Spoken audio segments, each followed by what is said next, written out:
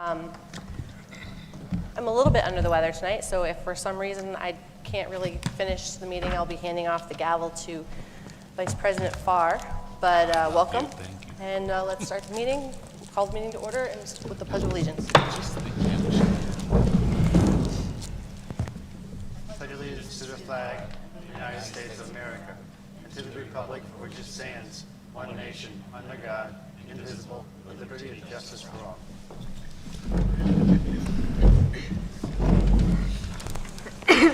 All right, please let the record show that we had an executive session prior to this meeting. The topics were personnel matters related to specific employees. There were 4 specific ones. Collective bargaining strategy and safety and security. And with that, do we have any remarks from our superintendent? Absolutely. I like to talk. Good evening, everyone. I'd like to share a few items this morning. As you may have noticed, tonight we had some additional security measures in place. The measures were put in place just to help ensure the safety of everybody that's in attendance at tonight's board meeting, and safety is always our top priority, and thank you very much for your cooperation. I'd like to congratulate our marching band, along with Mr. Lucky, Mr. Kreinberg, and Ms. Kasparowski, on an outstanding concert this past Monday evening. They absolutely rocked this venue right here. It was packed. Our band and choral students also performed for local veterans last Friday, and that was a very special event. The students and guest speaker of that event, they provided a great message. And as always, our band and chorus are absolutely outstanding. We have such very talented students here in this district.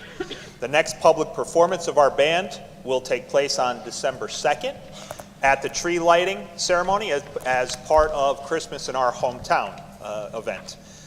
I feel that I must also mention the recent success of our district champion boys soccer team.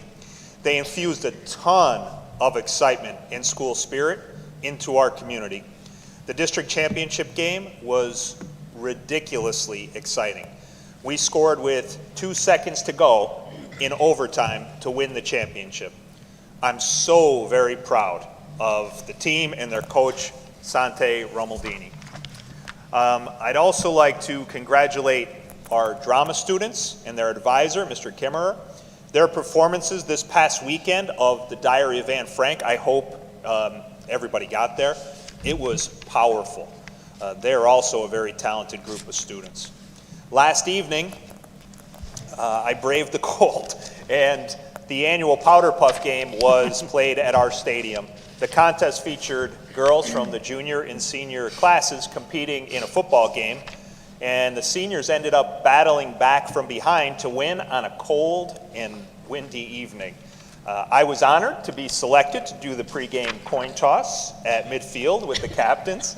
But it was a well-contested and fun event, but most importantly, our National Honor Society students collected non-perishable food items and gently used winter clothing at the stadium gates. The collected items will be donated to those families within our community that are struggling. So thank you to our juniors and seniors, the National Honor Society students, and parents that came out to support such a good cause. I'm sure people have noticed that on our agenda is the second read of all of our 100-level policies. Board, if you recall, a few months back, we talked about how outdated some of our policies are, and we entered into a contract with PSBA to assist us, which is the Pennsylvania School Boards Association, to assist us with updating our policies. Tonight on the agenda is the second read of our 100-level policies. There's no procedural changes. There's nothing procedural has changed in them. The updates consisted mostly of legal language updates, as a number of policies contain language that they don't comply with current school code. The good thing about engaging PSBA to assist is they legally vet all of the policy language. And again, there's no procedural changes to anything that we are currently looking to approve tonight. We didn't have a chance to discuss this last month, but I'd like to thank the board for a very productive Buildings and Grounds Committee meeting that we held in early October. I want to say October 12th. and I look forward to a capital project recommendation from the committee this evening. I can't believe it, but tomorrow is already the start of the winter sports season. Man, the school year is flying by. I'm also very thrilled to announce that we've had a huge turnout for evening swim lessons. We've had over 100 children that have participated in the last 2 weeks. This is in addition to the evening open swim sessions and the morning lap swimming. It's great to see our facility being used so heavily, and our pool is very popular among members of our community. Mark your calendars, everybody. The December board reorganization meeting is on Thursday, December 8th, and the December board meeting is on Tuesday, December 13th. Again, thank you to everybody that's following or has followed my Tunkhannock Area School District Superintendent's account on Instagram. I'm certainly not as popular as the students are, but I have over 300 followers now, which is, I guess, a lot for an adult. But I diligently try to get out positive events and information for everybody to see. We have so many great things happening in our district that I want everybody to be aware of those things and certainly join with us to celebrate our many successes. Finally, I'd like to wish our entire community a very happy Thanksgiving, and just remember, students will be dismissed early the day before Thanksgiving, and I encourage everybody to eat lots of turkey, have lots of mashed potatoes, have lots of stuffing, and have a very great holiday. And as always, thank you so much for the opportunity to address our community and for giving me the opportunity to lead our district. Thank you. Thank you. All right, we will move along to the public comments on agenda items only. We'll have 2 public comment periods during tonight's meeting. One, a public comment on agenda items at the beginning of the meeting, and a public comment on non-agenda items or any other items at the end of the meeting. There is a 4-minute limit per person per public comment period. When it is your turn to speak, please come to the microphone, state your name, municipality, and which agenda items you're speaking about. All speakers must be residents, taxpayers, students, or staff of the TASD. To object to any board action under Title 65, Part 2, Chapter 7 of the Sunshine Act, please go to the mic, state your name, as well as the section and subsection of Chapter 7 you believe is being violated. The presiding officer and/or district solicitor, he's here tonight, so I'll defer to him, will make a determination on the stated objection. That determination is final for our purposes here tonight. And with that, are there any public comments on agenda items?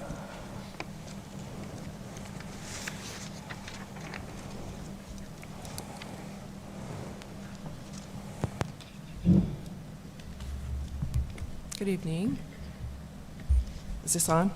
Yep. Sheila Donnelly, Tunkhannock Township. So I sent an email just an hour or so ago, and so that way you can answer with email, because there were several questions I had about tonight's agenda. So the first one is on agenda item Roman numeral 8, number 2 on page 3. So this is a resolution to be adopted approving conference attendance. And I'm just going to read my questions. Number 1 is the teacher induction requirement for new teachers. And my question number 2, which of these items are required annually? Question number 3, what other trainings are required annually? And then I had a question about what is PASBO? It's school board. So is that the School Board Association? PASBO? The superintendents, right? School business office. Okay, we need a legend for the abbreviations. Which part of the district budget does the payment for these trainings come from? Is it from the ESSER grant, or is it from residential taxes? And any of the other trainings that are listed in this document. I didn't get a chance to go through all of it. If that could be included in that, please. If they are, which part of our budget that comes from. And then I just had 2 more general questions. And this is just sort of a repeat from many other times. The grad profile topic, how's that coming along? Has there been any progress made? do we have any community or parent, local resident, business owner involvement? And is there a chosen model yet? So just if I was moving from out of state, what would my freshman student be expected to be provided after 4 years at this high school? What would he or she be prepared to do once they graduated? And then this is just a suggestion that I had thought about. Could we have a hyperlink included in the electronic agenda for items with page number references? It's a thought. I don't know if that would be like really a lot of work to do, but it would be nice to have the hyperlink so we could go right to it. And that was all. Anybody answer any of those questions tonight, that would be great. Thank you. Thank you. That email was received, and they'll respond in email. I think that most of those conferences, I can tell you that for sure teacher induction is required, and I'm sure some of those are grant funded, half at least. Yeah. Any of the other questions, they'll have to email. Any other public comment on agenda items? Seeing none, move along. Item 5, enrollments are there for everybody's review. Item 6, approval of minutes. Motion to approve. Second. We have a motion and a second to approve the minutes from September 22nd, October 12th, and October 26th. Any discussion? Roll call, please. Mrs. Bennett? Yes. Mrs. Eckert? Yes. Mr. Franco? Yes. Mrs. Goebel? Yes. Dr. Perbola? Yes. Mr. Widener? Yes. Mr. Burke? Yes. Mr. Farr? Yes. Mrs. Arnold? Yes. Item 7, business and finance. Can we get a motion to approve items 1 through 6? So moved. We have a motion. A second. Motion and a second. Any discussion? Roll call, please. Mrs. Eckert? Yes. Mr. Franco? Yes. Mrs. Goebel? Yes. Dr. Perbola? Yes. Mr. Widener? No. Mr. Burke? Yes.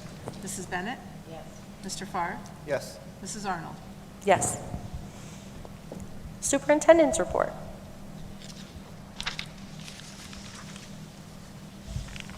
Motion to approve 1 and 2. I'd like to recommend a resolution be adopted approving the personnel report as presented. And before someone makes a motion, I just would like to send a shout out to Mr. Bosher. You might notice on the personnel report, Mr. Bosher is listed on there as we will be appointing him as a lifeguard because we've had some lifeguard shortages at the pool. So guess what Mr. Bosher did? He went out and got certified as a lifeguard to help make sure our pool stays open for our community. So he is listed on the personnel report as being appointed as a lifeguard. Thank you very much, Mr. Bosher, always above and beyond. Will this be making an appearance on the Toddy Stan account? There are already comparisons to Hasselhoff from Baywatch going on.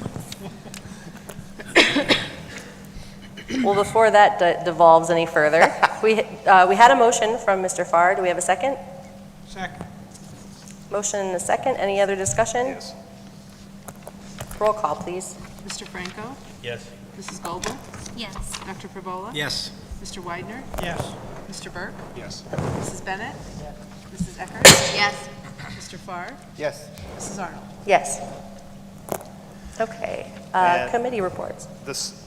Nope, I have a second one. Oh, okay. The recommended resolution be adopted approving the conference attendance as listed. I'd be happy to go through each of these. So technically, the motion was for both. Oh, it was? Mr. Farr made a motion Oh, for I'm items sorry. 1 and 2. Okay, I'll answer via email. If there's more you want to say, by all means. About half of those conferences are grant funded. I'll provide more specifics. Okay.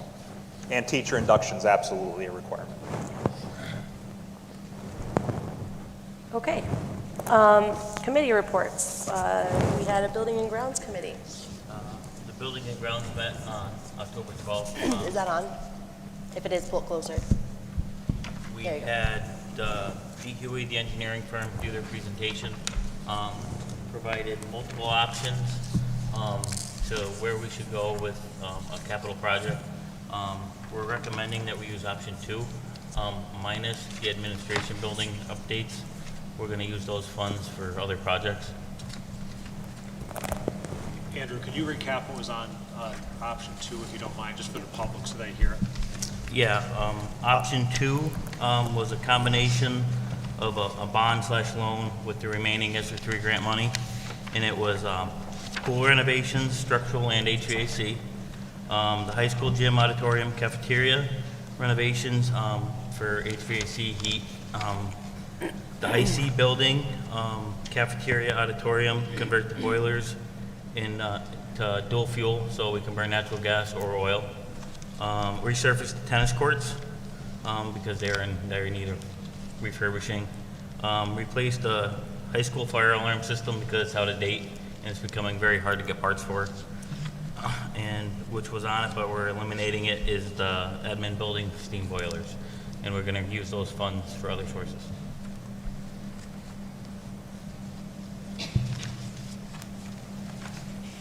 Okay. I don't believe there are any other committees that have met.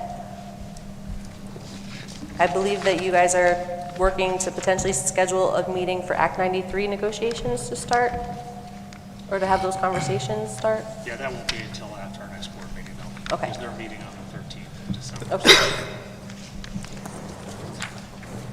No, it's not public, but like just to say, like, you know, this is what we're going to be working on. As part of the PSBA liaison work, there were 3 board members and Superintendent Doherty. We attended the PSBA school leader conference at October 31st and November 1st. It was really nice. In the past, there had only ever been maybe 2 people that went, and most of the time it was just me by myself. So it was nice to have a little group there. A lot of interesting things that we participate in workshops.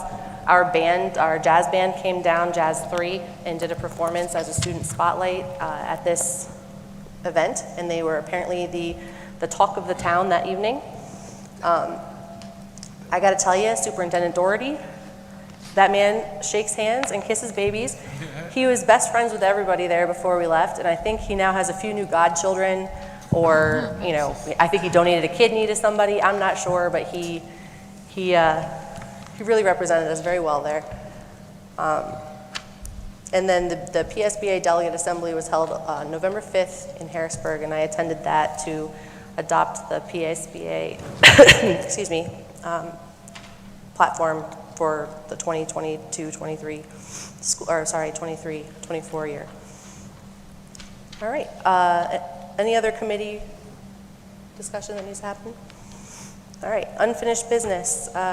Number 1, board discussion of plan for capital projects. Yeah, if I may, coming out of the committee meeting, it's great to hear that formal recommendation tonight. We did talk about that in mid-October, that, option 2 was the likely one, so I did prepare, very brief 4 slides from that presentation.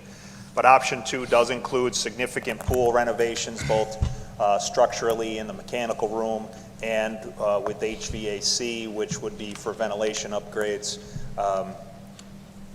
It would also include air conditioning and providing HVAC upgrades for the high school gym, the auditorium, and the cafeteria, and they would be running on gas instead of electricity, natural gas. That would be coming to the building. The intermediate center HVAC renovations for the cafeteria and auditorium, providing air conditioning. We'd also be converting the boiler burners so we can, again, use natural gas. Resurfacing the tennis courts, which, if you've seen our tennis courts, they're getting to the point that we were concerned that they might not be playable for very much longer. So that's a good investment. And the high school fire alarm, while it's functional, it's not what it needs to be. We get it repaired constantly. It is, I believe, I could be wrong. I don't know the age of it. I don't know if it's original to the building, but it's well beyond its life. And when we upgrade it, there's so many new regulations that have to get done that it's going to be rewiring the whole thing and putting new pole stations and new alerts It's got to be vocal, it's got to be visual, so there's going to be a lot that goes into that. You know, it was discussed at the committee meeting that we would allocate potentially that money from the steam boilers at the administration building. We would not use that money for the administration building, being that there's no students in that building, and we would reallocate those fundings to perhaps providing additional HVAC upgrades at both the primary center classrooms and the high school classrooms.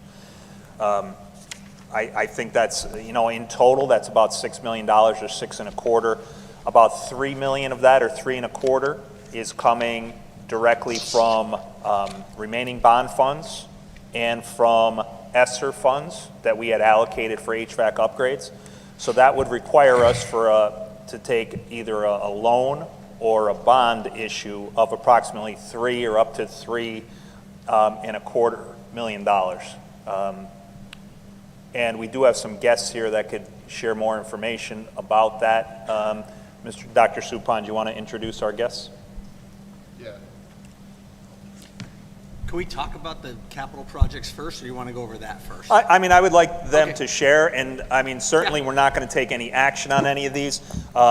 We won't be taking action on the capital plans because, you know, once we kind of agree that we're going to go option 2, now I'll engage Dewey Engineering to do RFPs, and we'll get RFPs issued. Okay. So really, we won't be taking official action until I bring you a recommendation for actual awarding of business. But we do have to talk about altering this because it could potentially alter or change what these gentlemen are going to talk to us about tonight. But I would say we let them go first because I know they were prepared for a $3.25 million discussion. And then, you know, we could even speak to them as to if we were to modify that or change that. Yeah, so Ryan Hottenstein and Brian Kosolensky, if I butchered any of those last names, I apologize. But okay, they've been working with the district for a while now, helping us with bonds and loans. They put out an RFP, and I'll let you guys jump into this, but for $3.25 million. I think we got four people that put in proposals. Yeah, and they'll go over that. We provided them with our district budget for 21 and 22, our audited financial statements for 19, 20, 21, and our unaudited year-end 22. And they created that RFP for us and put it out, and then you guys can go over it. Absolutely. Thank you, guys. Thank you very much. Good evening, everyone. Nice to see everybody again. It's been 2 years now, so glad to see you still have some bond money left so you don't have to borrow as much. But like all school districts and any governmental agency throughout the Commonwealth, you've always got capital plant that you need to invest in, and it's a continual upkeep. And now is no different with another project on the line. In front of you, you should have a short handout. It's 5 pages. The first page goes over the existing debt of the school district, and I wanted to point that out because to give you an idea of where you stand. So what right now you're going to see on that first page is an overview of your current outstanding debt service. You currently have 3 issues outstanding: the 15 bonds, the 16 bonds, and the 20 bonds. And the debt service for this fiscal year, ending June 30th, 2023, of $1.7 million, which drops off significantly next year when the 2016 bonds mature, down to $524,000. So really, when you're looking at a school district, that is not a lot of debt. One thing I would like to point out for people in the public that may not know, this $1.7 million is actually a pretty significant drop off from where you had been even the year before. The debt service prior to that was up around $3 million in what you guys had been paying annually for a long period of time. But you guys have paid that off. You dropped 1.7. It's scheduled to drop again. Your debt service remains at about $500,000 until the 2015s mature in 2027, and then there on out at about $370,000 through final maturity of 2040. As you guys have already discussed today, there was the recommendation of the capital improvement plan that would require another $3 million investment on top of what you have in the remaining ESSER funds. So what we did was something that we've done in the past as well, is said, okay, there are really 2 alternatives for borrowing in the state. One is a bank loan, another one is a traditional bond financing. You've done, you've been doing mostly bonds, But in the past, what we've done for you is run both scenarios so that you could get an idea of what it would cost if you did a bank note and what it would cost if you did a bond issue. And there are pros and cons to both. But if you're looking at $3 million, and given your structure and how much it drops off, you'd probably be looking at about a 10-year amortization, which is what we discussed and put out for an RFP to the banks. In that case, most likely the optimal way would be to move forward with a bank note. So we sent out an RFP to over 15 lenders. We received 4 responses. On page 2 is a summary of the responses we received. We received responses from People's Security Bank and Trust, as well as Honesdale National Bank, Truist Bank, and First National Bank. We gave the alternative to all of the proposers to submit for both a fixed rate through the term, but also they could submit a fixed to variable or a straight variable rate as well. If they submitted anything with a variable rate, we did ask for a cap that's required under state law so that we would know no matter what the rate is, this is the cap rate. The first summary from People's Security Bank and Trust, fixed through maturity, they submitted a proposal of 4.54. They didn't submit a proposal on the variable. Honesdale Bank submitted a fixed rate through maturity of 5.85, so over 1 percentage point higher. They also submitted 2 different variable rate options, one at 3.85% for 5 years, then switching to a variable rate with a cap of 5.85. That option would require the district to maintain a banking relationship with them of at least $500,000. And then option 3, no banking relationship, it would be 4.95 for 5 years, followed by the same cap of 5.8. Truist Bank submitted a fixed through maturity. They were the low bid on fixed through maturity at 4.19. And then last, First National Bank submitted on both the fixed and the variable option, the fixed at 4.87 and the variable option at prime minus 1% times 79% with a cap of 6. And that rate would be currently 4.74. To give you an idea of what that means on debt service, the low proposal there from Truist Bank, 10-year amortization, you'd be looking at max annual debt service of about $405,000 a year to fully be paid by, through maturity. So page 3 just simply uses that low proposal to give you an idea of what you'd be looking at future debt service. You can see in 2023, you'd still be at that 1.78 through the end of the year. It would go up slightly from where you are now, but still a drop from what you've budgeted in 2023 to $925,000 to fund that $3 million through 2033. We did receive some information that there might be conversations that the district may have about doing potentially some additional other projects, that if you would need that, we wanted to give you an idea of what that might look like for you. And if you wanted to borrow an additional $3 million, bringing that borrowing up to $6 million, what that would look like. And that is on the last, or the second to last page, page 4. In that case, if you were looking at that, what we would be recommending is, one, it's a little bit higher amount of money, looking to extend that out to a 20-year amortization, given the amount and also the type of investment. And in that case, we would definitely be looking at doing a fixed rate bond issue, locking that in for the full 20 years and not having to worry about what that interest rate fluctuation would be in the future. You can see there for $6 million at a 10-year amortization, it's not a whole lot more than what you were looking at $3 million, 20-year amortization, not a whole lot more than what you would be looking at for a $3 million over a 10-year amortization. And then finally, the last page is just a summary of what your current debt service is and the 2 options based on a $3 million over 10 years and $6 million over 20.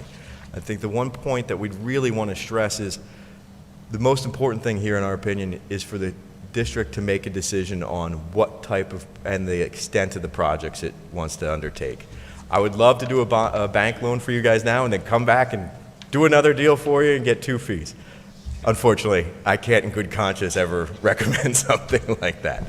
The important thing for you to do is decide what projects you want to undertake and then decide which alternative is best for you to undertake the projects that are needed by the district. With me, Brian Kozlensky from Stevens and Lee has been the district's bond counsel for as long as I've ever worked, and probably a lot longer than that, who can talk about any of the process of what the borrowing would look like if the district decides to move forward. And really to elaborate on what Ryan just went through, the resolutions that you've seen before for prior deals, unfortunately, they look significantly different between a bank loan and a bond issue. So part of the decision of what projects you want to do and what size will lead to what we can present and prepare. If you wanted to do that $3 million to take the bank loan, the low bank loan for Truist, we could have that resolution ready for you for your December meeting, close that 30 days later, and be ready to go. If you are looking at additional projects that will make more sense to do as a bond issue, we'd need to know that, need a little bit more time to get that resolution ready. We'd need an underwriter selected so we have a bond purchase agreement to do at the same night. So it really is dependent which way we start the paperwork on what projects we want to do and what the size of that is. Happy to answer any questions. You've seen those resolutions in the past, that there's an advertising requirement that we'd have to get in the paper beforehand, long resolution with some other documents that we'd file with the state. Either approach works. It really is just a matter of economically which projects and what's the cheaper way to do it. $3 million, it's a bank loan, and you know what those numbers are. If we need the 6 or 7 or 5, it probably makes more sense as a bond issue and work as you've done in the past, a publicly issued bond issue. So, Ballpark timeframe on a bond? well, the bond issue, it wouldn't be the December meeting because we need to bring that banker in and do that, but we could have that parameters resolution for you for your January meeting. Okay. While we wait on that, we can start the process with the rating agencies, getting the underwriting documents, so we can be doing that work. So it really would add, maybe a month into the schedule to get to closing. That's about it. And not 6 months, that's, Yeah. yeah. If we pass the resolution in January, we'd be ready to close the end of February. What's the timing on the bank loan in terms of closing? They're If- faster, I would assume. Yeah, if you were ready to go and said, let's do the Truist deal, come back December 13th with that resolution, we'd be able to close mid-January. So it's really month and a half difference. Because we skip all the underwriting and bond ratings and all that stuff. Exactly. Okay. And that's why it can be done a little bit quicker. The other one, we need that time to build into the schedule. So what's the upper limit on the bank loan amount versus a bond, would you say? Well, it's really more a matter, when you say upper limit on a bank, do you mean What would from the you- span of dollars? So let's say we came back and said we want to borrow $4.5 million. What's your feeling on a bank loan versus a bond? I would say it really depends on your appetite for where that debt service needs to be, Okay. the annual So length of payment. time. Right, because it's more on the length of time. It's tougher for a bank to lock in a rate much longer than 10 years, Gotcha. especially in the market today.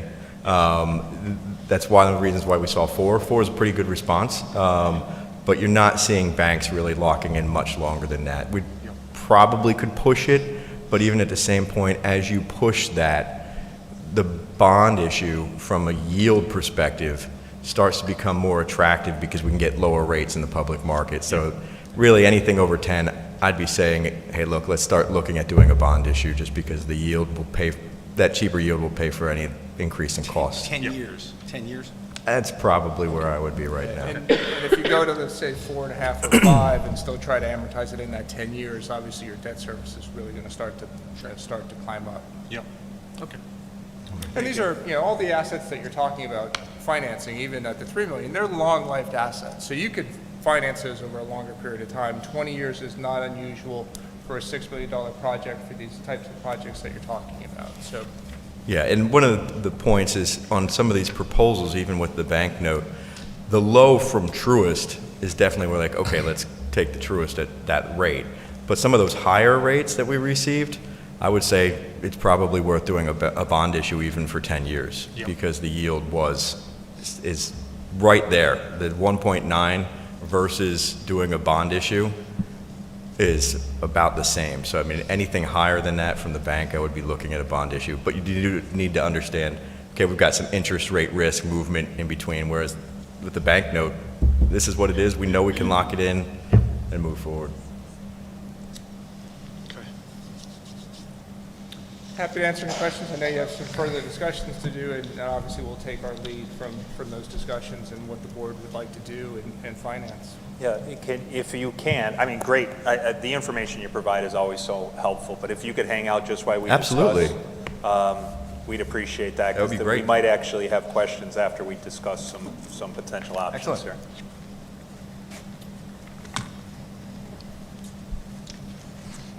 So I couldn't be at the Buildings and Grounds, but Andrew and I spoke. One of the things, I'm looking at the option, and Andrew filled me in on the different options. When I look at the list, obviously there's HVAC, the fire alarm system. I think we removed the administration project. One of the things that, and I just want to bear with me, 8 years I've been on the board. When I joined, there was a lot of strife, change in administration. I think the board worked through some of those issues, and then we closed schools. So I believe we took something away from the community. We had multiple meetings, and then, of course, COVID hit. And so there were a lot of projects, I think, that we really couldn't look at. These are things, obviously, I think that everyone in the community and the board knows has to be done. I know the tennis courts, for years, being on the extracurricular committee, I've heard multiple complaints and issues. That's something. I know the pool, and as you said tonight, Mr. Doherty, the swimming lessons are going well, but I know there's been a big need to get in there in the pool. One of the things that, from the extracurricular standpoint, that has always been talked about are the community multi-purpose synthetic fields, and I think we talked about some of the soccer success and how different playoff games and things, the rules of the PIA, the guidelines of the PIAA are that synthetic fields are requested, if not mandated. But be that as it may, over the years, I've had a lot of discussions with the public, and I would like the board to consider that this is the time to maybe looking at synthetic turf field. One of the comments in the past was multiple sports can be played through multiple weather situations, where in the past we had to cancel a lot of the different contests. I know the one year we had just super rainstorms and the soccer fields were just mud fields, and we backed up like 5 games in 6 days in multiple venues, and it was difficult. Be that as it may, I'd like the board to consider actually 2 synthetic fields, if we're going to do this, to look at the football stadium, of course, which multiple sports, it's not a football field, it's a lacrosse, soccer, field hockey. The community can use it. The community sports organizations get to use it. And then over where the field hockey stadium, or the girls' field hockey area is there, I think that could be a second synthetic field. If we're looking at getting rid of some of the old bond service, this might be the time that we consider, if we're going to go ahead and look at financing, would the board consider both of those fields? And once again, it's to give back, I think, to the community, because not only the high school, the junior high school, but the community organizations that are out there, the little kids can use these venues. And you know what, and you and I have had this discussion previously, and that's why I just asked them to include some additional in their presentation. I'll say this, and I think I probably said this at the Buildings and Grounds Committee meeting. Like, if we're ever waiting for a time to be right, there's never going to be an ideal time to do things. This, with our debt service being reduced, it does provide an opportunity. But to say we don't have any other increases, that's just, there are. There are always going to be increases. And I've said this a lot, is that we are going to get hit significantly with the P&G reduction in taxes next year. We have some ESSER salary offsets returning to our books. But we're also being reduced $1.2 million in debt service. So this might be the opportunity, if we really want to look at doing something like that, that this is the chance. A field, and I spoke with an engineering firm and an architecture firm. It costs about $1.5 million to convert a field from natural grass to a synthetic playing surface. And typically you get, upwards of 15 years of life for that. When the field does have to be replaced, typically it's about half that cost because the sub work has already been done. All the drainage has been done. And you're right, it does allow for playing in the rain or after a significant storm. You could play immediately because it dries right out. And you're also right in that the PIAA is promoting the use of synthetic fields for their state tournaments. Like, we played our state playoff game at Dallas. It was supposed to be a home game for us. It would have been on our campus. However, it was required that it had to be on synthetic fields, so it got moved to Dallas. Lackawanna Trail, our neighbor Lackawanna Trail, the same thing just happened with the first round of their state playoff football game. It was supposed to be their home game. It got moved to a facility with synthetic turf because it had to be played on synthetic turf. So there's a lot to think about, and I'm not trying to sway a board discussion, but certainly there's positive and negatives. I just wanted to point out, if we were to do this, if we looked at 2 fields, it would be probably about an additional $3 million. You could look at the football field being aligned for football, lacrosse, and field hockey, and you could look at potentially the other field being lined for soccer, lacrosse, and field hockey, and it would provide a lot of options for our student athletes and for the community at large. But certainly, I just wanted to throw my 2 cents into the board discussion. And years ago, Paul, and I think I shared this with some of the board members, I did do some research with a company called Field Turf, and we talked about replacement in that 13 to 15 years being about, if you're looking at a 1.3 million, 1.5 million field, about half. About half. But there is an offset because there's no maintenance to the field over those 15 years. So there's no lining of the field, cutting of the grass, watering of the grass. In what, I think his name was Bill, he told me it's almost a wash. Yeah, we pay right now, and I might be off by a couple dollars, but I had this ready for, we pay to maintain our grass fields about $88,000 a year between fertilizing and just cutting and lining. So it's like $88,000. We wouldn't save all of that because we're only talking about partial. No, we would still maintain some grass fields. I mean, and logistically, when I had this conversation 4 or 5 years ago, there are some track venues that you would have to, the throwing surface, of course, you can't throw discus, shot puts, and javelins on synthetic. But we still have the space in our remaining grass areas on the high school campus to move those areas. So correct. Just want the board to consider that. So would all of the, does the schedule fit so like all of soccer could move to the football field during the week or something, or? Well, not everybody, I think logistically, obviously the 2 fields would help that, but I think they'd have to stagger times for practices on that. I think the first thing is, engineering it, looking at it, and, do we have the space and the lines and things like that, and what can fit? Because I think you mentioned about the size of the football field, would that accommodate soccer? I think it would. We would just have to maybe move something over to where the track area is with some big mats for the team boxes to be. But be that as it may, that's a great point. I don't know about the practice logistics. There might be some practices on grass and then other practices on the synthetic. The good thing with our stadium is that it has lights. So you'd actually be hosting potentially multiple events in one day. So you could have, something at 4 o'clock or 5 o'clock, and then you could have another contest with a totally different sport at 8 o'clock or 7 o'clock. Yeah, it'd be really great to use the stadium more frequently than we do, I think. Yeah, absolutely. We'd have to do some measurements with the soccer and the football fields. Soccer fields are wider than football fields, and we just have to make sure that it would fit, and that's why I would say that if we were going this route, that the board would consider 2 if they want to, because then with that other space, we can make sure that it's lined, for soccer. So I think we need to do that study. So we need to see fit. So, I'm making the jump to 1 is a jump, and then making the jump to 2 is another jump. And so we also need to overlay what our upcoming budget looks like for next year. And so, if we do this, we're signing up for the base 1 option 2 adds an extra $400,000 or thereabouts worth of debt. So that's in the base plan.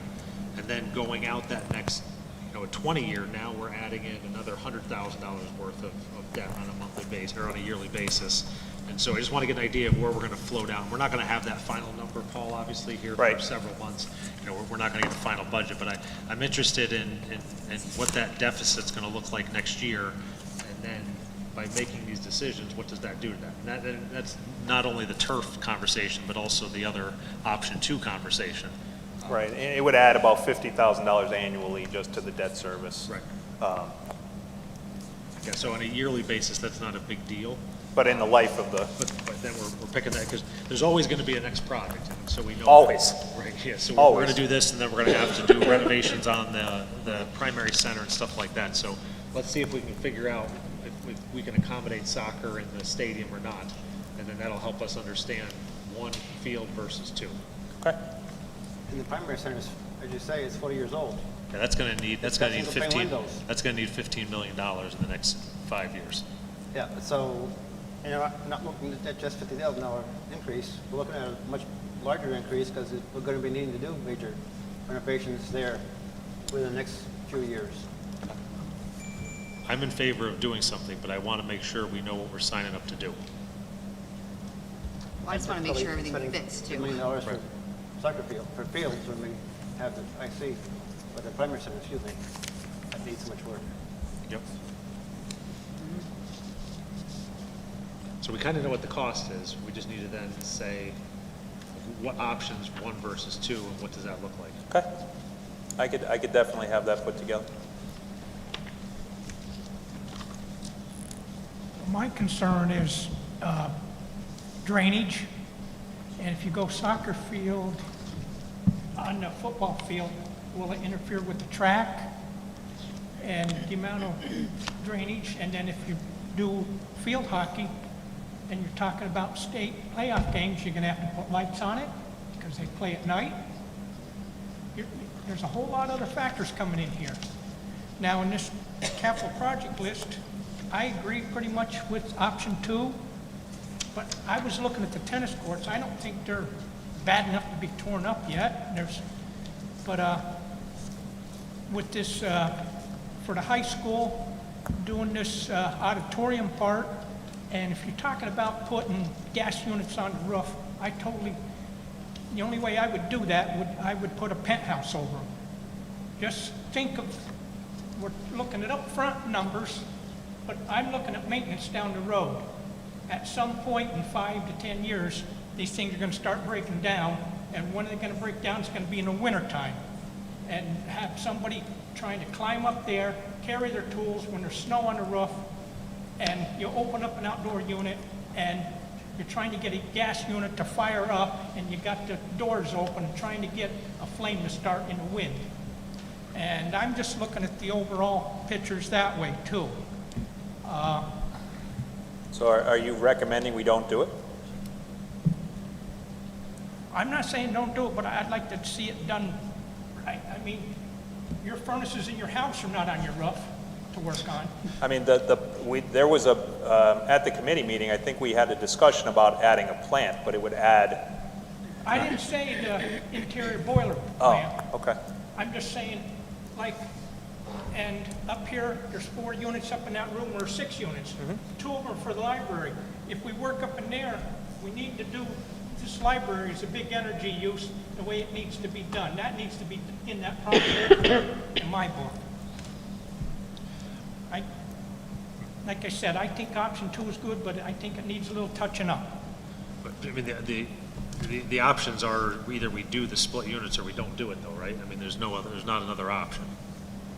Well, there's a gas boiler. Wait, which is like $5 million. No, there was something with the gas that we were bringing in, not under this one.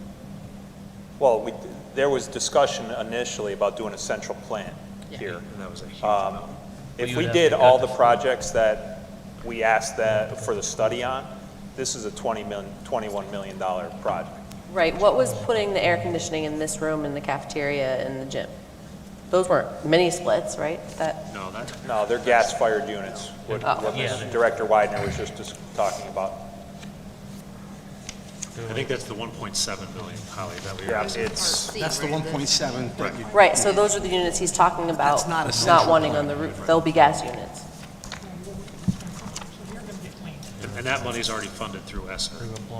Yeah, I mean, we're lumping that in there, but that funding's already been secured. yeah. I thought you were saying that there was no gas in the project. No, there's, I'm pretty sure. That's good. so I guess my ask of the board is, like, as I speak to the engineers and the architects, you know, I'm gonna have them start preparing these A through E for option 2, unless directed otherwise.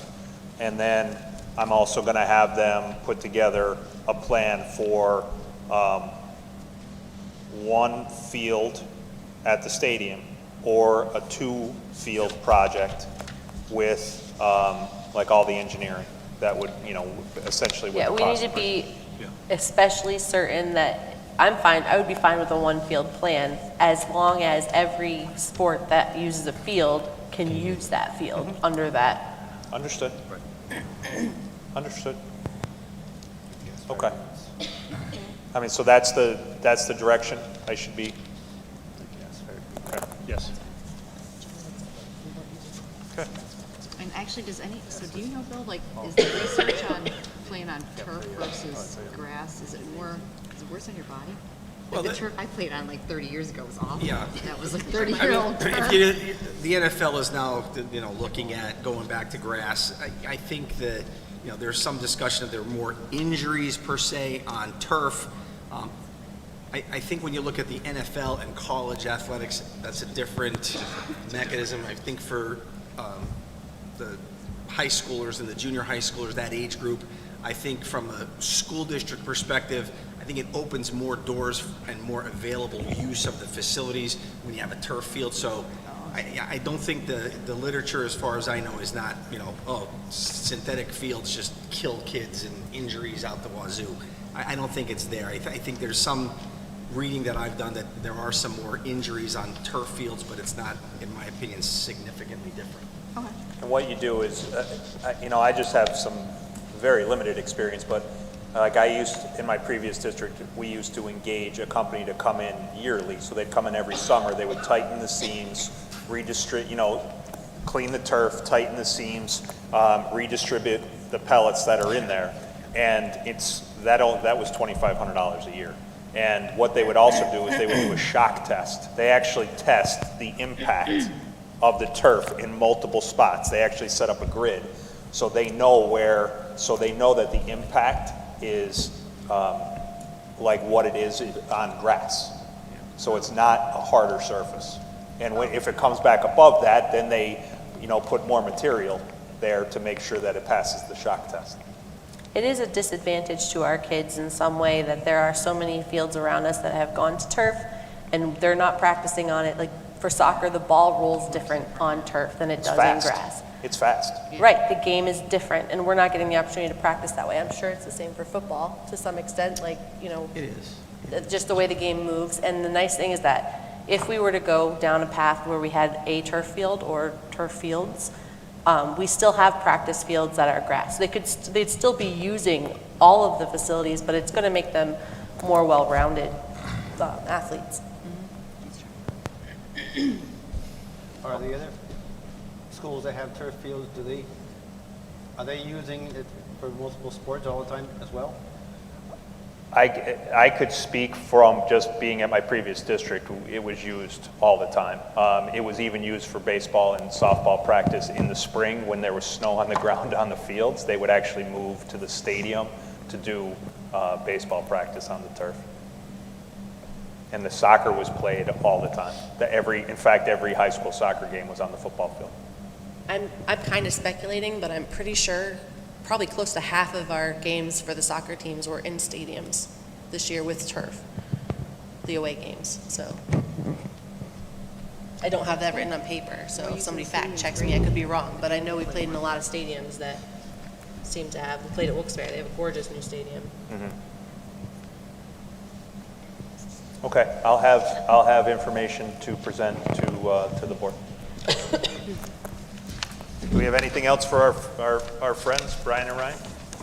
And I just, if I could take 1 minute just so that we're, if the decision is made to go with the 6 million or whatever that number is, and the bond issue looks like the approach to go, when we bring that parameters resolution in January, say, if you want to borrow $6 million, that parameters resolution is going to have a much higher number because we're doing it in advance of pricing, and we need to have room in those numbers to move amounts around. So you may see a resolution that says 8.5 or 9 million. You're not borrowing that. It's just so that we can be sure when we send it to the state and we price the bonds later, we don't have to redo it because it's an expensive process for the advertising and to refile it. So that's why that's there. We talked about this, I think, in the past when we did the parameters. I just didn't want to come back with a resolution and say, why does it say this when we don't have a chance in between those? So just to put that out there. And we'll wait for direction, and we'll start that paperwork, and hopefully we'll see you back in a month or so. Thank you very much for coming. Thank I you. Thank appreciate you. Have a it. nice night. Have a great Thanksgiving. You as well. Okay. Item number 2 under unfinished business. Motion to approve. Motion to approve item 2. Do we have a second? Second. We have a motion and a second. Any discussion? Roll call, please.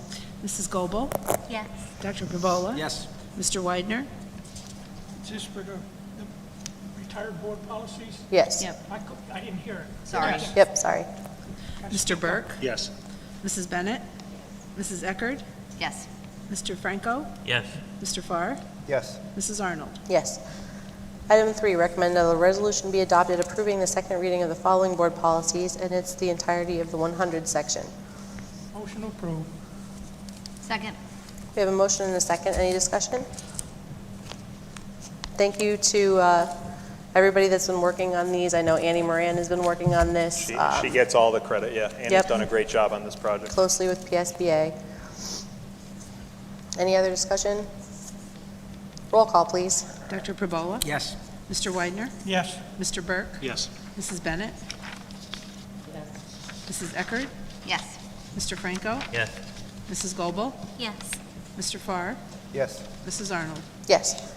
One other little piece of that is the fact that the bulk of our, I know Mr. Doherty mentioned it, but most of our policies haven't been updated since 2010. So this is just bringing them up to date with code.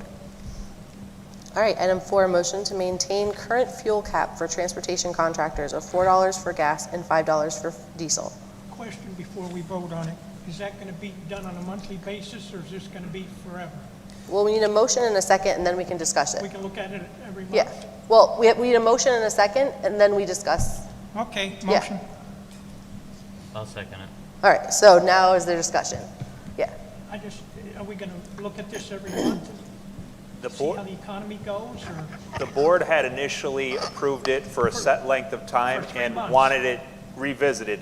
I put it back on as we would do this into perpetuity or until we change this. Dr. Suppan does have information as to what we've paid so far, if you would like that information. Yeah, the cap hit for diesel, $5 diesel on October 17th. Our billing cycle of October 15th to November 15th, we paid a total of $51,703.36 in diesel.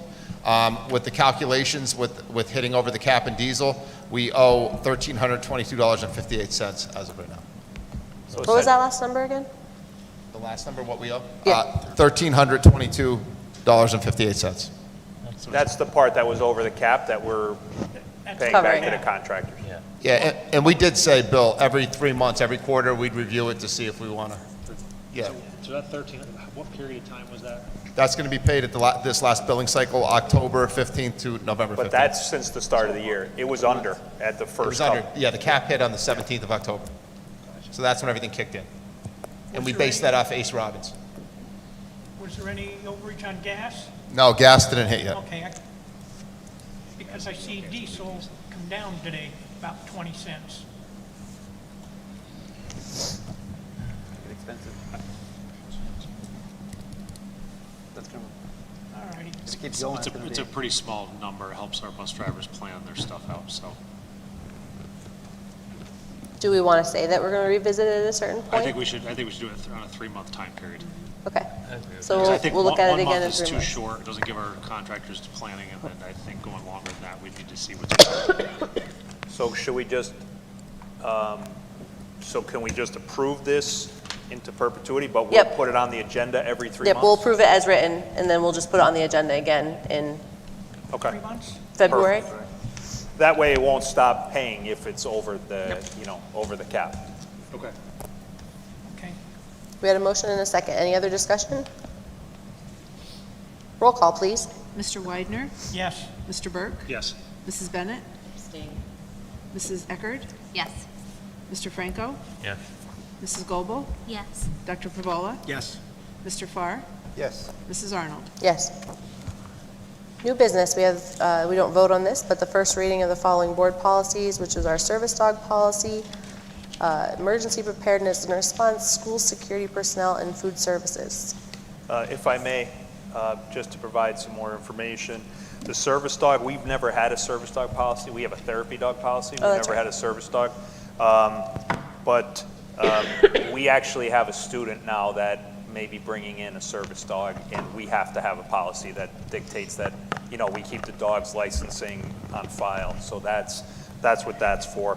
The other ones, 805, 805.2, and 808, this is exactly what should be happening. They're updates that came through the PSBA portal, so now we're just putting them on the agenda, and that's what's going to be happening. As updates come through, we're going to put them through for a read. Great.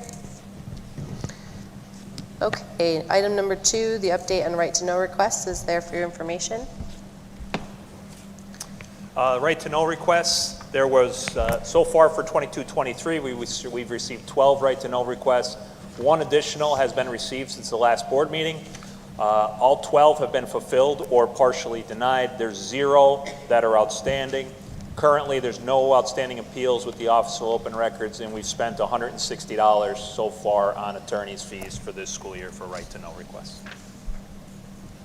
How much? $160.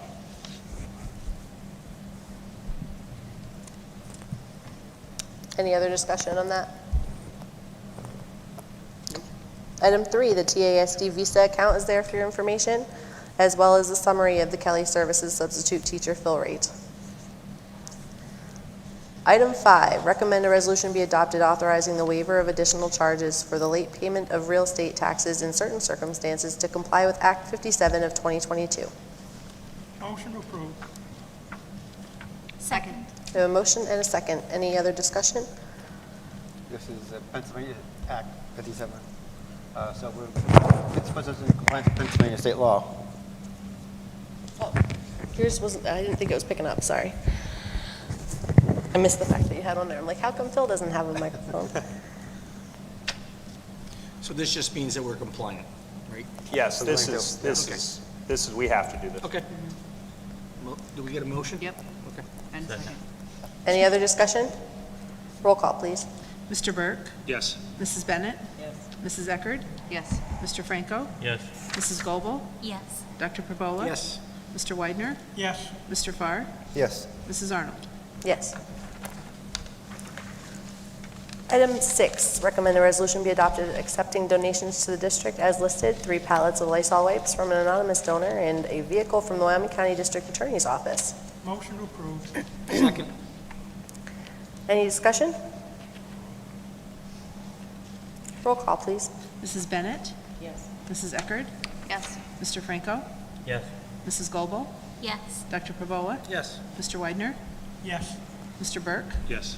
Mr. Farr, Yes. Mrs. Arnold. Yes.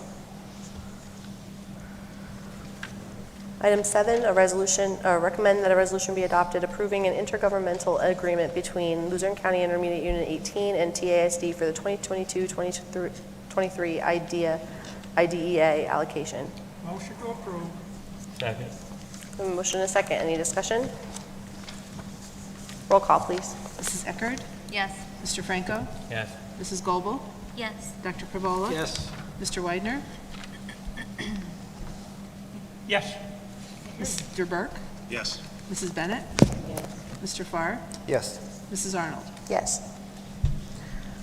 Number 8, recommend that a resolution be adopted approving the Tunkhannock Area High School's ATSI, Additional Targeted School Improvement Plan. Motion to approve. Second. We have a motion and a second. Any discussion?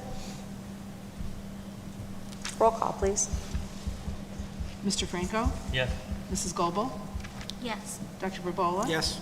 Mr. Weidner? Yes. Mr. Burke? Yes. Mrs. Bennett? Mrs. Eckert? Yes. Mr. Farr? Yes. Mrs. Arnold? Yes. I'm going to ask that we lump the next 3 together. We have 2 number 9s, so I'm going to just call them 9A and 9B, and number 10. Do we have a motion? Motion to approve. Second. We have a motion and a second. These, again, for items 9A, 9B, and 10. Which number? Any discussion? Oh, okay. So these are the same agreements that we've had, Paul, with the student teachers? 9, what I'll call 9A and 9B, that's Yes. exactly what that is. 10, we are entering into an agreement with IU18 for a part-time ELL teacher because we had a teacher that resigned. Okay, thank you. All right, and if there's no other discussion, can we have a roll call, please? Mrs. Goebel? Yes. Dr. Burbola? Yes. Mr. Weidner? Sorry. I didn't do it. I thought I had it off in time. Mr. Weidner? Yes. Scared me. Mr. Burke? Yes. Mrs. Bennett? Mrs. Eckert? Yes. Mr. Franco? Yes. Mr. Farr? Yes. Mrs. Arnold? Yes, sorry about that. I thought I had hit the button in time to turn that off. Number 11, recommend that a reimbursement resolution be adopted. I'll just briefly explain what this is. This would allow us to reimburse ourselves, reimburse our own general fund if we were to start capital projects before the loan or bond was finalized. That's all that is. Okay. So we'll probably never use this, to be perfectly honest with you. Okay, motion to approve. Second. Any other discussion? Roll call, please. Dr. Burbola? Yes. Mr. Weidner? Yes. Mr. Burke? Yes. Mrs. Bennett?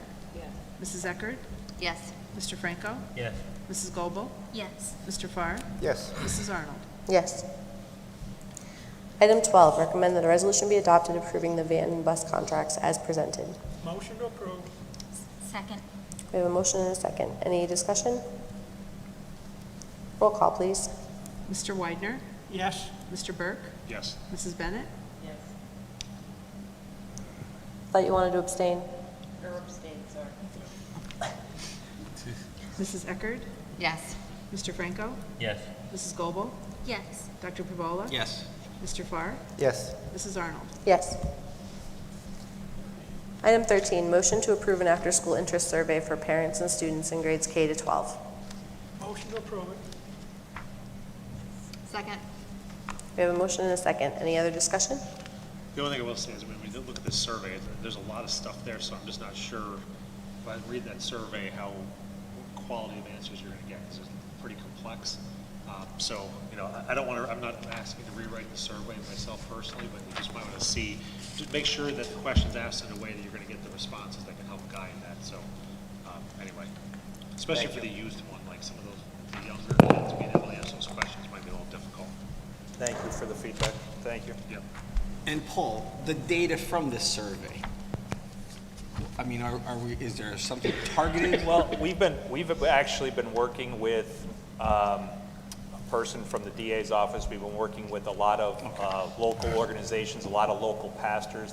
There's a big push right now to have everybody come together to try to find an outlet for after school for children in our community. It's actually a pretty, big encompassing project that it's just right at the start. But what we're trying to gauge is what is the actual interest level to do something like this, because this could be pretty dynamic if people are willing to get involved. But I've had multiple meetings with local pastors, DA's office, some business owners. Like this could potentially be something very, very positive in our community.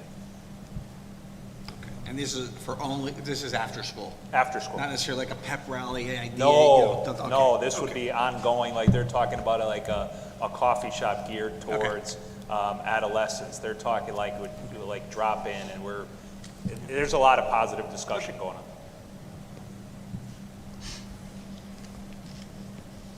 So we have the motions in a second. Yeah, sorry, I was just kind of having a chuckle in my mind about like a bunch of like 13-year-olds sitting around drinking espressos. That happens for a week and parents are never sending them back. All right, we had a motion and a second, we had discussion. Roll call, please. Mr. Burke? Yes. Mrs. Bennett? Yes. Mrs. Eckert? Yes. Mr. Franco? Yes. Mrs. Goebel? Yes. Dr. Pervola? Yes. Mr. Weidner? Yes. Mr. Farr? Yes. Mrs. Arnold? Yes. Number 14, recommend a resolution be adopted to commit resources on the financial statement for the fiscal period ending June 30th, 2022, as per Government Accounting Standards Board Statement Number 54, GASB 54, in the amount of $2,500,000 for the purposes of future PECR's rate increases. So moved. Second. Any discussion? Roll call, please. Mrs. Bennett? Mrs. Eckert? Yes. Mr. Franco? Yes. Mrs. Goebel? Yes. Dr. Pervola? Yes. Mr. Weidner? Yes. Mr. Burke? Yes. Mr. Farr? Yes. Mrs. Arnold? Yes. Item 15, motion to approve an agreement for electricity with Direct Energy for 36 months at a rate of 7.921 cents per kilowatt hour, and get this off Mr. Doherty's plate. Yes, please. Motion to approve. Second. Got a motion and a second. Any other discussion? Roll call, please. Mrs. Eckert? Yes. Mr. Franco? Yes. Mrs. Goebel? Yes. Dr. Pervola? Yes. Mr. Weidner? Yes. Mr. Burke? Yes. Mrs. Bennett? Yes. Mr. Farr? Yes. Mrs. Arnold? Yes. Item 16, motion to approve an application. Actually, I'm going to ask to put both of them together, 16 and 17. They're both applications for payment. One is to TriGuard Security in the amount of $44,988.50 for access control to the security system in all buildings, and the other is for application for payment to Rail Construction in the amount of $20,141 for the weight room roof. So moved. Second. When was the last time TriGuard was, when did we check prices for government? I don't know the answer to that offhand. I couldn't hear. She asked, when was the last time we put security services, like I guess out to bid, or we engaged other firms to do security services? Like this project for TriGuard, it was for the door entry project. We're upgrading our security at all of our doors currently. I don't know the answer to that directly, Bennett. I'd have to look. I mean, it went from company to company when one merged with another one over the years. Years ago. But it's been quite a while. I'd have to research that for you. I'll do so.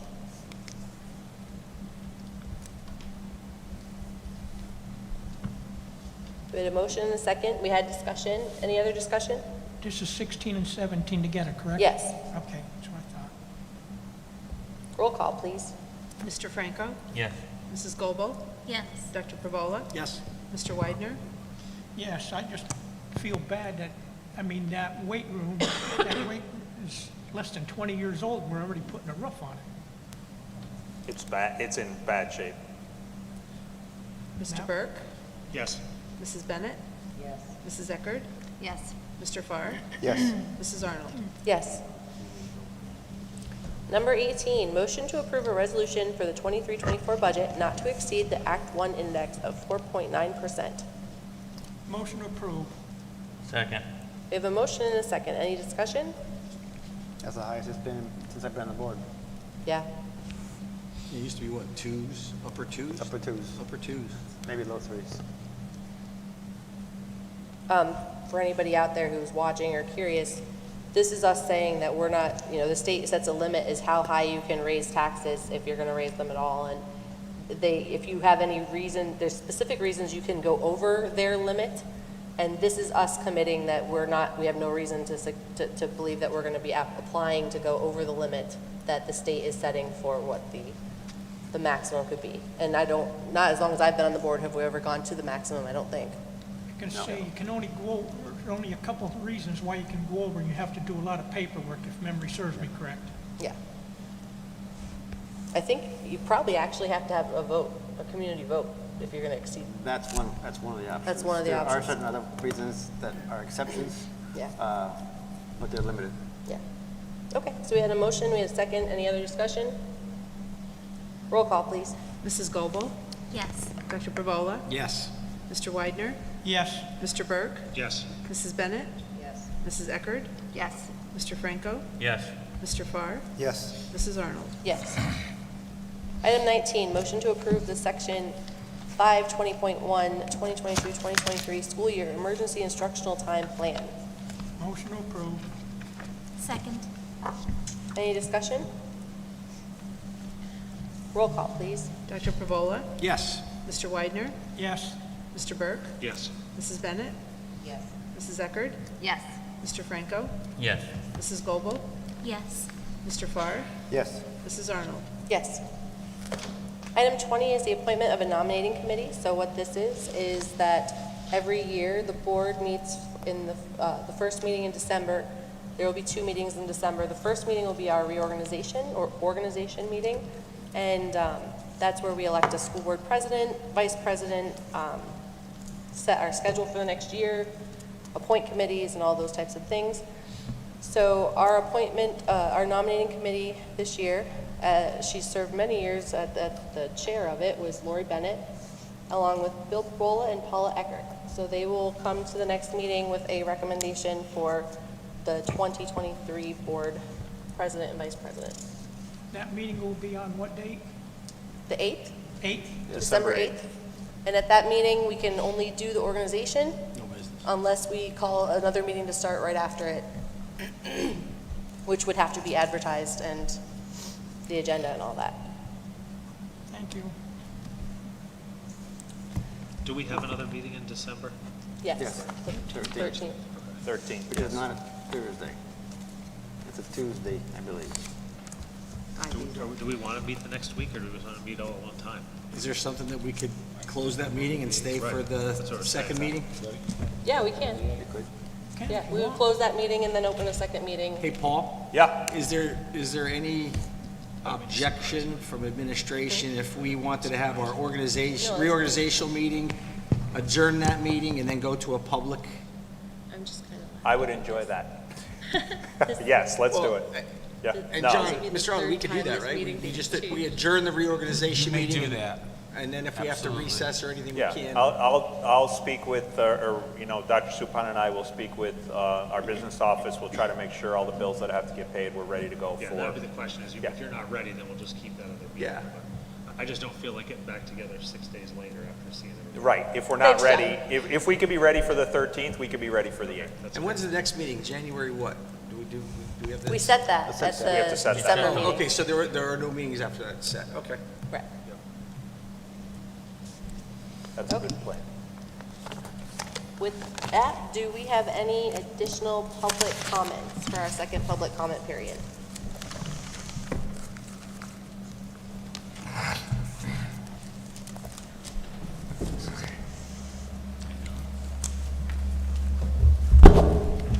Every spring, you guys say the reason you don't want to raise taxes is because you have to cut programs. I've had a number of comments from the community looking at these bond issues and what you're planning to do with them. And frankly, I don't understand how to explain them to the public. The most important one in this whole thing is $585,000 for tennis court renovation. I played tennis in high school. The courts that I played on were sufficient. I need an explanation why it costs that much, because it doesn't seem right. We're going to get whacked this coming year with P&G and the Walmart. And if we don't start examining this stuff early on, we just commit ourselves to more of the same. And we need an explanation. The public deserves an explanation. And we're not getting enough of the nitty-gritty level discussion about a cost-benefit analysis of why we need to be spending $585,000 for a tennis court. If somebody can address that, I would be more than willing to listen.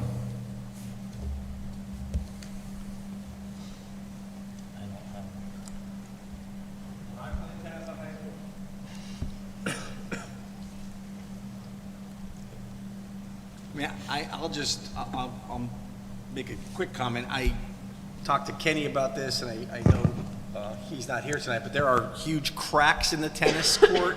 Weather-wise, my understanding is it buckles, they're uneven. I agree with you, Bob, the expense of $585,000 to resurface. I wasn't at the Buildings and Grounds meeting, so I don't know the nuts and bolts of it, but I do know that there's some uneven surfaces when these cracks open up, because I know that they've sealed the cracks as best they can with whatever solution or paste or whatever. But when the weather gets underneath there, it heaves and it's an uneven surface. My understanding in talking to Kenny in the past is the anchors that are in there, they have to be removed, and it has to be somewhat dug up, resurfaced, patted down, and then another surface on top of that. I don't know the nuts and bolts of the reason why it's 585 plus.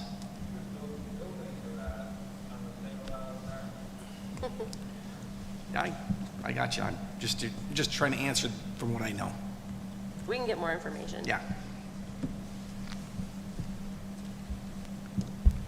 Hi, my name is Barbara Lacey. I'm a resident of Wabash County and a school taxpayer.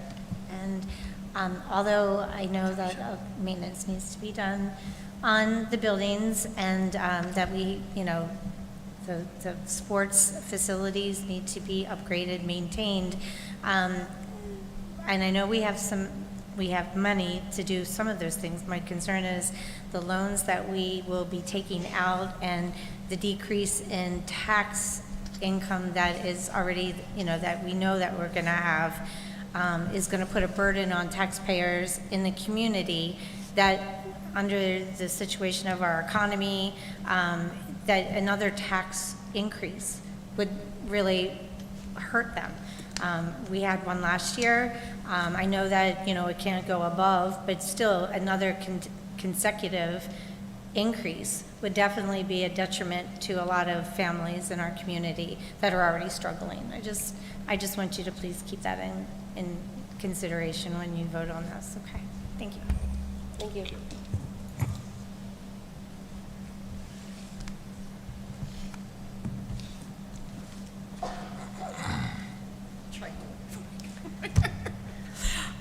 Jennifer Brody, Northmoreland Township. I actually was in conversation with a friend, and I promised her that I would bring this up at the school board meeting. I'm wondering what the process would be to make a consideration of a curriculum change. She actually was in contact with folks at the school to figure out if there is a way that we could incorporate self-defense class within gym class, especially for our female students.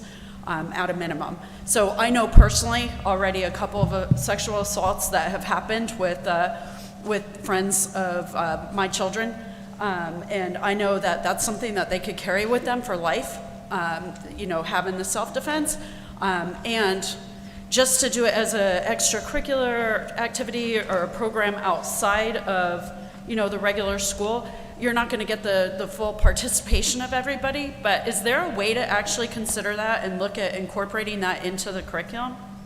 Like, how would you go about that? Can I answer that? Sure. What I will tell you is when the survey comes out, that's the perfect opportunity to bring in something that could be done after school. But is there a way to get it in school, like in gym class? Well, I just talked to Mr. Suppan and Mr. Daugherty 2 weeks ago. If we could open up the phys ed curriculum and kind of revamp it. But that was only step one. So it's going to be a little bit of a slower process as we comb through everything. So we are working on the phys ed end of it, and then we'll take it, when we're done, we'll bring it back to the committee, and then it has to go to board. What are you thinking? Like, do you have a timeline? We actually didn't put a timeline together yet, because I just threw it at them 2 weeks ago. Yeah. Kind of just walked in and said, this is what I want you to look at. So we have no timeline set. I just threw it at them. Yeah. like, a Well, I couple weeks tossed that ago. idea out to like a couple of people, and it was like, wow, like what a great idea. Even, you know, with my own girls. It's a good they were idea. like, We could keep sounds that fun. thought." So if you could take that into consideration, I would greatly appreciate it. Thank you. Thank you. Any other public comment?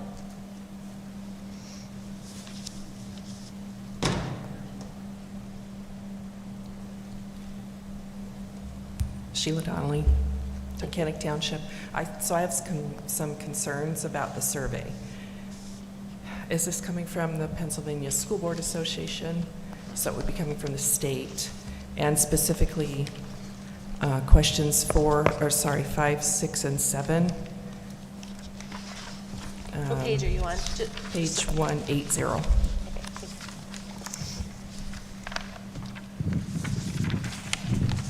And while you're turning the pages, I'd also like to know where this data is going to be kept, where this information would be kept.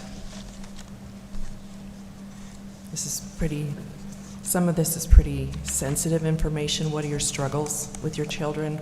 How do you deal with this? These are social work questions that could lead to problems.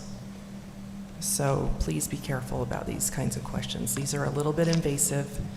I know you're talking about after-school programs, but just be careful, please. This could open doors to people's houses and send social workers into people's houses. This is me bringing this up to you guys. Please be careful. Thank you.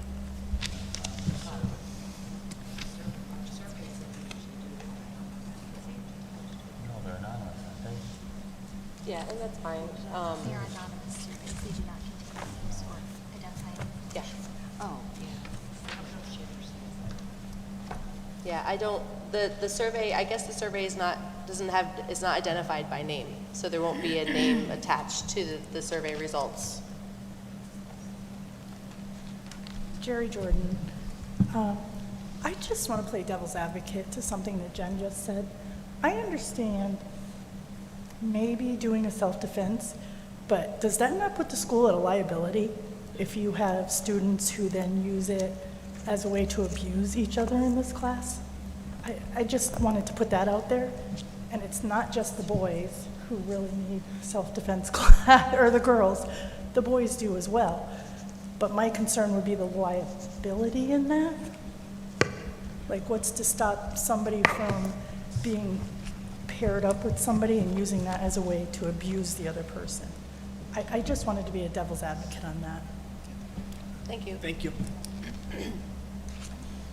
Any other public comment?